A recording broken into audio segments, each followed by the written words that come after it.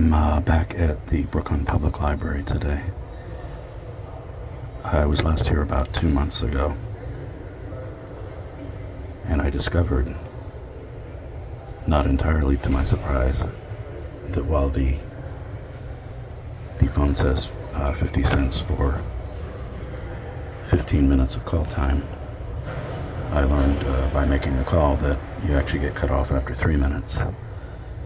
So I emailed the library, and they promptly wrote back. They informed me that they couldn't give me a refund. I wasn't expecting a refund, but that I could contact Intellicall Operator Services. That's actually who owns and operates this phone now. It's not, the PTS has had nothing to do with this one for a long time, despite the branding. It's similar to, in Canada, most of the public phones, all the public phones are still labeled as Bell, or most of them at least, but those are actually owned and operated by WiMAX now. But it was just too expensive to change the brand. Anyway, I came back today to see if any progress had been made, because the email from the library said they were going to contact Intellicall to see about if they could do anything to make their advertising match the product that is being delivered.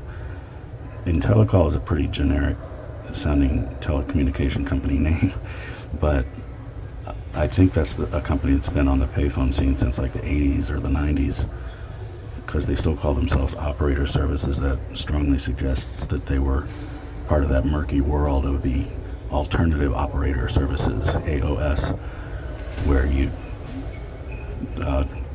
make a long distance call from a phone thinking that you were getting an AT&T operator, but you were actually getting some random company that charged you an exorbitant amount for a 2-minute call.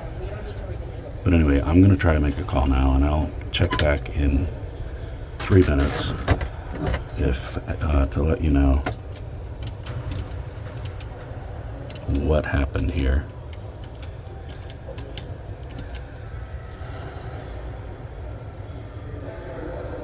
Okay, she said, please deposit 50 cents. She didn't say, please deposit 50 cents for 15 minutes, which is what the PTS phones used to say. All right, I'm going to let the call go. Hold on. I've heard that there's no joy in Mudville. The call's still cut off after 3 minutes. This is the other phone booth. There's 2 phones at this library, and you can see they're partly using this one as a storage closet. This one has dial tone. I'm not going to try and make a call on it. I assume it works. So what I'm going to do now is I'm going to actually contact Intellicall. They're based in Texas. I don't know if they have, what kind of presence they actually have here, or if this is anything they could fix remotely, or if this is anything they even care about fixing. But the library did give me contact information for Intellicall, so I'll see what I can do with that.